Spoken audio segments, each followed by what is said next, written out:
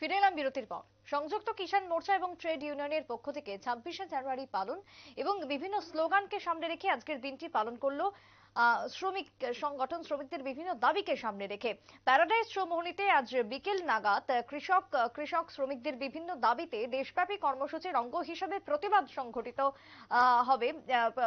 সংঘটিত হয় এবং তারই সঙ্গে আজকের এই কর্মসূচিতে উপস্থিত ছিলেন বাম নেতৃত্বরা। আরো একবার জানিয়ে রাখি, সংযুক্ত কিষাণ মোর্চা এবং ট্রেড ইউনিয়ন যাদের যৌথভাবে আহ্বানে আজকের দিনে দাঁড়িয়ে একটি প্রতিবাদ কর্মসূচির আয়োজন করা হয়, প্রতিবাদ সংগঠিত হয় রাজধানীর একেবারে প্যারাডাইস চৌমুহনীর প্রাণকেন্দ্র, যেখানে শহরের প্রাণকেন্দ্রের মধ্যে শ্রমিকদের বিভিন্ন দাবি, বিভিন্ন অভাব অভিযোগকে তোলা হয় আজকের এই সভার মধ্য দিয়ে। অন্যদিকে কৃষকদের দাবিতেও কৃষকদের একাধিক ক্ষেত্রে বিভিন্ন দাবি উঠে এসেছে আজকের সভার মধ্য দিয়ে। প্রতিবাদ কর্মসূচি, প্রতিবাদ সভা, যে সভাতে 26শে জানুয়ারি প্রজাতন্ত্র দিবসে বামেদের পক্ষ থেকে উঠে এসেছে একাধিক দাবি। কি বক্তব্য উঠে এসেছে বাম নেতৃত্বের, বিশেষ করে কৃষক নেতা রাজ্যের পবিত্র কর, তিনি কি জানিয়েছেন আজকের কর্মসূচিকে ঘিরে, শুনুন।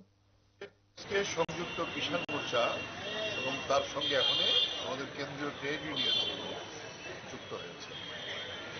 আপনারা জানেন যে 384 দিন 2020-এর নভেম্বর থেকে শুরু হয়ে মাথা নত করতে বাধ্য করেছিল কৃষকদের দাবি মেনে 3 কৃষি আইন বাতিল করেছিল। তারপরে আমাদের যে অন্য দাবিগুলো ছিল,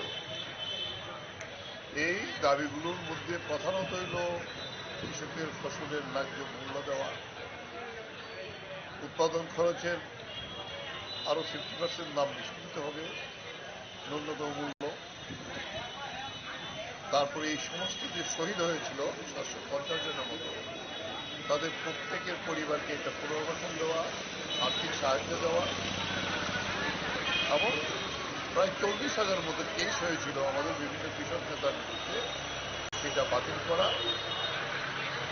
এবং সেখানে এই যে অজয় মিশ্র প্রেমী, যিনি ওনার ছেলে ওনার নির্দেশে 4 জন কৃষক এবং একজন সাংবাদিককে গাড়ি চাপা দিয়ে, পেছন থেকে গাড়ি চাপা দিয়ে খুন করেছিল, ওনাকে মন্ত্রিসভা থেকে বহিষ্কার করা।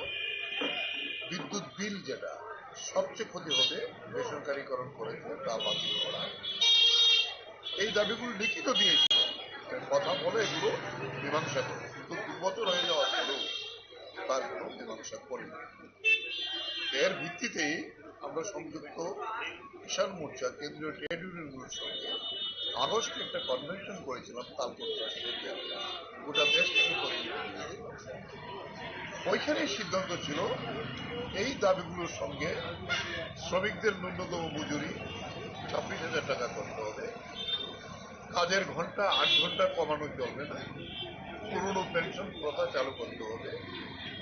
এই বিষয়গুলো যুক্ত করে আমরা আজকে সিদ্ধান্ত নিয়েছি সংযুক্ত কিষাণ মোর্চা এবং কেন্দ্রীয় ট্রেড ইউনিয়ন গোটা দেশের 500 জেলায়, সেখানে কৃষকরা ট্রাক্টর নিয়ে মিছিল করবে আর শ্রমিকরা ভেহিকেলস রেডি করবে। এই সিদ্ধান্ত আছে।